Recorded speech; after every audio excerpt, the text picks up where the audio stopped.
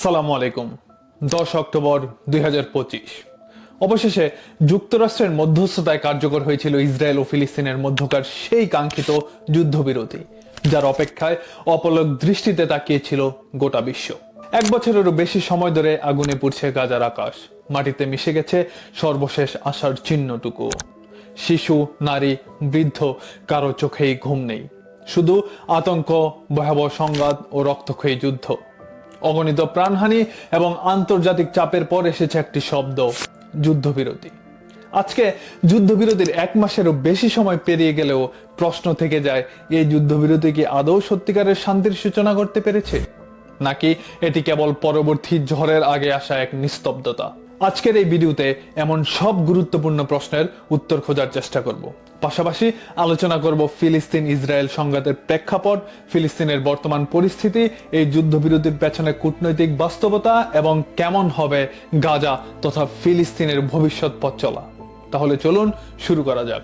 ফিলিস্তিনের ইতিহাস মানে শুধু মানচিত্রের সীমানা নয়, এটি একটি জাতির অস্তিত্বের লড়াই, যার গল্পটা শুরু হয় 1917 সালে ব্রিটিশ সরকারের বেলফোর ঘোষণার মাধ্যমে, যেখানে বলা হয়েছিল ফিলিস্তিনের ভূমিতে ইহুদিদের জন্য একটি পৃথক রাষ্ট্র গড়ে তোলা হবে।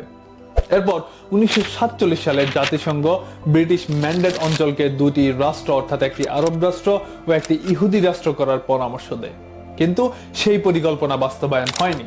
1948 সালের 14 মে ইসরায়েল রাষ্ট্রের ঘোষণা করা হলে শুরু হয় যুদ্ধ, আর সেই সাথে ফিলিস্তিন হারায় তাদের মাতৃভূমি। এই যুদ্ধে প্রায় 7,50,000 ফিলিস্তিনিকে বিতাড়িত করা হয় তাদের নিজ ভূমি থেকে। 1967 সালের যুদ্ধে ইসরায়েল দখল করে নেয় ফিলিস্তিনের পশ্চিম তীর, গাজা স্ট্রিপ, জেরুজালেম এবং গোলান হাইটস। এরপর থেকেই ফিলিস্তিনের ইতিহাস মানেই অধিকারহীনতা আর জুলুম নির্যাতনের শিকার হওয়া।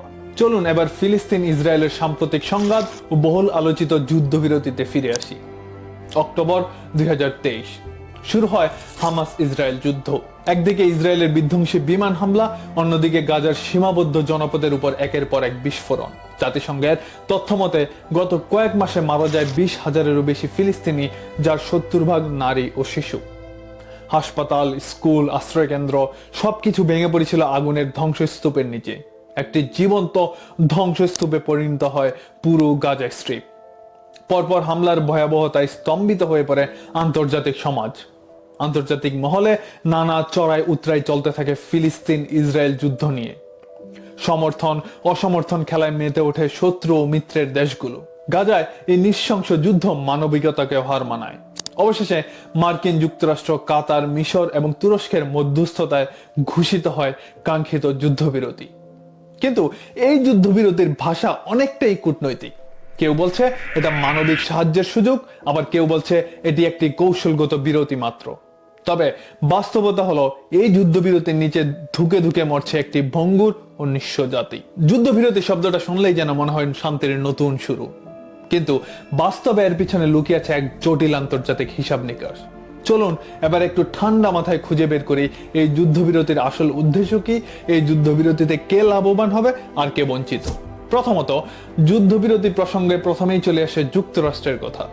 যুক্তরাষ্ট্র বরাবরই ইসরায়েলের সবচেয়ে বড় মিত্র। গত 1 দশকে মার্কিন প্রশাসন ইসরায়েলকে দিয়েছেন বিলিয়ন ডলারের সামরিক সহায়তা।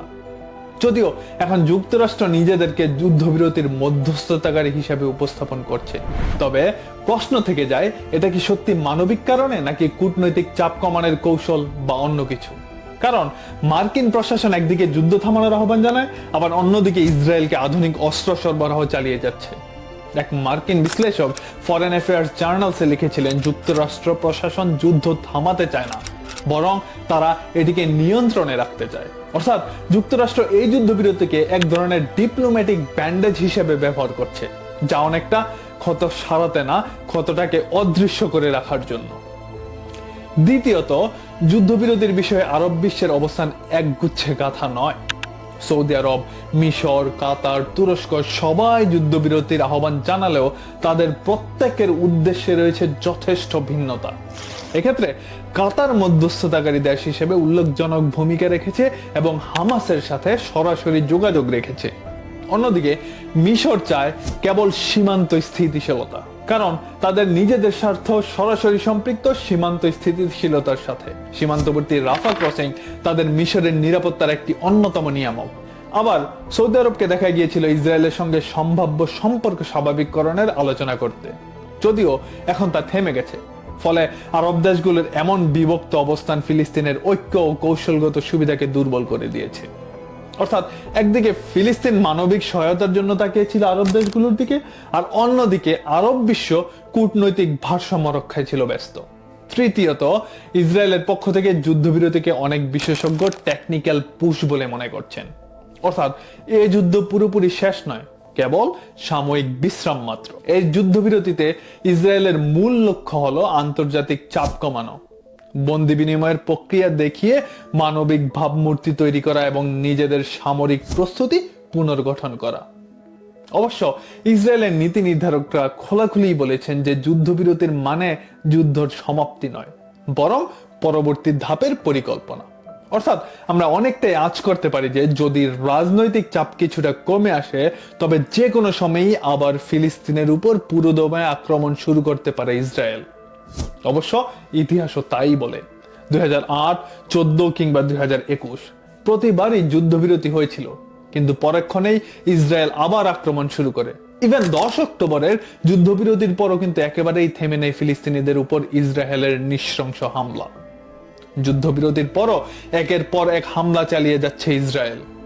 গাজার হেলথ মিনিস্ট্রির তথ্য থেকে জানা যায় 10 অক্টোবর থেকে 10 নভেম্বর এই এক মাসে যুদ্ধবিরতির পর ইসরায়েল বাহিনী 240 জনেরও বেশি ফিলিস্তিনিকে হত্যা করেছে। চতুর্থত, এই যুদ্ধবিরতিতে সবচেয়ে বেশি ক্ষতিগ্রস্ত অথচ কম শক্তিশালী খেলোয়াড় হলো ফিলিস্তিন। এখন পর্যন্ত গাজাতে প্রায় 70 ভাগের উপর অবকাঠামো ধ্বংস হয়ে গেছে। হাসপাতালগুলোতে মেডিসিন নেই, পানীয় জলের সংকট ভয়াবহ এবং 10 লক্ষের বেশি মানুষ অস্থায়ী আশ্রয় নিয়ে আছেন। এর উপর রয়েছে রাজনৈতিক বিভাজন, পশ্চিম তীরে ফাতা এবং গাজায় হামাস। এই দুই শক্তির মধ্যে সমঝোতা না হলে আন্তর্জাতিক সাহায্য খুব একটা কাজে আসবে না। যুদ্ধবিরতি টিকিয়ে রাখা শুধু অস্ত্রবিরতি নয়, বরং একটি ভাঙা জাতিকে একত্রিত করা, যা অনেক কঠিন একটি কাজ। এই ব্যাপারে বিশেষজ্ঞরা মনে করেন যদি ফিলিস্তিনের ভেতরেই রাজনৈতিক ঐক্য না আসে, তবে কোনো আন্তর্জাতিক শান্তি চুক্তি স্থায়ী হবে না। পঞ্চমত, জাতিসংঘের মানবাধিকার কমিশনের প্রতিবেদনে বলা হয়েছে গাজায় যুদ্ধ চলাকালে অসংখ্য মানবাধিকার লঙ্ঘনের ঘটনা ঘটেছে। স্কুল, হাসপাতাল ও সাংবাদিকদের উপর হামলা হয়েছে, যা জেনেভা কনভেনশন অনুযায়ী যুদ্ধ অপরাধ হিসেবে গণ্য। কিন্তু বড় প্রশ্ন হলো, এই অপরাধের বিচার করবে কে? আন্তর্জাতিক অপরাধ আদালত আইসিসি তদন্ত শুরু করলেও ইসরায়েল ও যুক্তরাষ্ট্র এই আদালতের আওতায় পড়ে না।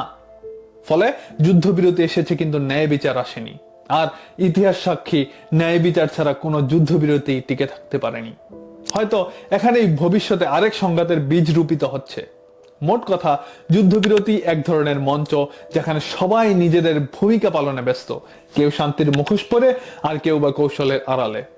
আর ফিলিস্তিন এখনো সমাপ্ত করতে পারেনি তাদের স্বাধীনতার গল্প। তাই এই যুদ্ধবিরতিকে স্থায়ী শান্তিতে রূপ দিতে প্রয়োজন সত্যিকারের রাজনৈতিক ইচ্ছা শক্তি, মানবিক দায়বদ্ধতা এবং সবচেয়ে বেশি যেটা প্রয়োজন সেটা হলো ন্যায় প্রতিষ্ঠা। এই পর্যায়ে কথা বলবো কেমন হবে ফিলিস্তিনের ভবিষ্যৎ পথ চলা। এই যুদ্ধবিরতির পর ফিলিস্তিন কোন দিকে যাবে? পুনর্গঠন, ঐক্য, নাকি আবারও রাজনৈতিক বিভাজন? প্রথমত, এখন গাজায় যা চলছে সেটাকে কেউ কেউ বলছে হিউম্যানিটেরিয়ান ডিজাস্টার জোন। জাতিসংঘের হিসাব অনুযায়ী গাজার প্রায় 70 ভাগ অবকাঠামো পুরোপুরি বা আংশিক ধ্বংস হয়ে গেছে। রাস্তাগুলো ব্যবহারের অনুপযোগী, নেই কোনো বিদ্যুৎ সরবরাহ, রয়েছে খাবার পানির অভাব। এই মুহূর্তে গাজা পুনর্গঠনের জন্য যে তহবিল দরকার তা প্রায় 20 বিলিয়ন মার্কিন ডলার, যা একটি ছোটখাটো রাষ্ট্রের বার্ষিক বাজেটের সমান। কিন্তু বড় সমস্যা হলো কোথা থেকে আসবে এই বিশাল অঙ্কের অর্থ। বিগত দিনগুলোতে দেখা গেছে দাতা দেশগুলোর সাহায্যের ঘোষণা দিলেও রাজনৈতিক অনিশ্চয়তায় সব সাহায্য পৌঁছাতে পারেনি গাজায়। ফলে প্রশ্ন থেকে যায়, ফিলিস্তিনকে শুধু যুদ্ধবিরতি টিকিয়ে রাখতে পারবে, নাকি ধ্বংসস্তূপের উপর নতুন জীবন গড়তে সক্ষম হবে? দ্বিতীয়ত, এই পরিস্থিতিতে ফিলিস্তিনের সবচেয়ে বড় সমস্যা হচ্ছে অভ্যন্তরীণ বিভক্তি। যেমনটা আগে বলছিলাম, পশ্চিম তীরে আছে ফাতা আর গাজায় হামাস। এই দুই রাজনৈতিক সংগঠন গত 17 বছর ধরে আলাদা আলাদা শাসন করে আসছে। এই বিভাজন শুধু প্রশাসনিক নয়, এটি জনগণের মধ্যে বিভ্রান্তিও সৃষ্টি করছে। বিশ্লেষকরা মনে করছেন, ফাতা আর হামাস যদি একীভূত না হয় তাহলে ফিলিস্তিনের ভবিষ্যৎ সবসময় বাইরের শক্তির হাতে বন্দী থাকবে। তাই যুদ্ধবিরতির পরে ফিলিস্তিনের সবচেয়ে বড় রাজনৈতিক চ্যালেঞ্জ হলো জাতীয় ঐক্য, একক নেতৃত্ব গঠন এবং স্বাধীন রাষ্ট্র গঠনের আন্দোলনকে আরো ত্বরান্বিত করা। এখন প্রশ্ন হলো, বিশ্ব ফিলিস্তিনকে কিভাবে দেখছে? 2024 সালে ইউরোপের কয়েকটি দেশ যেমন স্পেন, আয়ারল্যান্ড, নরওয়ে ফিলিস্তিনকে আনুষ্ঠানিকভাবে স্বীকৃতি দেয়। এরপর থেকেই অনেক দেশই নতুন করে ভাবতে শুরু করেছে ফিলিস্তিনকে কি এখন স্বাধীন দেশ হিসেবে আত্মপ্রকাশের যোগ্য কিনা। ফিলিস্তিন এখনো জাতিসংঘের পূর্ণ সদস্য হতে পারেনি, তবে পর্যবেক্ষক রাষ্ট্র হিসেবে মর্যাদা পেয়েছে। এই যুদ্ধবিরতির পর কূটনৈতিকভাবে ফিলিস্তিনের সামনে সুযোগ তৈরি হয়েছে প্যালেস্টাইনিয়ান স্টেটহুড নিয়ে নতুন করে আলোচনায় ফেরার। তবে সবকিছু নির্ভর করছে ফিলিস্তিনি নেতৃত্ব কতটা ঐক্যবদ্ধভাবে এই সুযোগ কাজে লাগাতে পারে তার উপর। যুদ্ধবিরতির পর ফিলিস্তিনের জন্য অন্যতম গুরুত্বপূর্ণ একটি কাজ হলো সাধারণ মানুষের মেন্টাল হেলথের উন্নয়ন করা। আমরা শুধু রাজনীতি বা কূটনীতি নিয়ে কথা বলি, আমরা অনেক সময় ভুলে যাই এই যুদ্ধের মূল ভুক্তভোগী হলো মানুষ। হাসতে ভুলে গেছে ফিলিস্তিনের মানুষগুলো। একজন ফিলিস্তিনি মা বিবিসি আরাবিকের এক সাক্ষাৎকারে বলেছিলেন, যুদ্ধ থেমেছে কিন্তু আমার ঘুম ফেরেনি। এই মানসিক আঘাত থেকে সমাজকে পুনরুদ্ধার করতে সময় লাগবে বহু বছর। শুধু ঘরবাড়ি নয়, ফিলিস্তিনিদের মনোবল ফিরিয়ে আনার উদ্যোগ অনেক বেশি দরকার। সাইকোলজিক্যাল সাপোর্ট দরকার, শিক্ষার পুনরুদ্ধার দরকার এবং তরুণ প্রজন্মকে আশার বার্তা দেওয়াই হবে ফিলিস্তিনের জন্য এই যুদ্ধবিরতির আসল জয়। আমরা সবসময় প্রত্যাশা করি একটি নতুন সূর্য উদিত হবে ফিলিস্তিনের বুকে।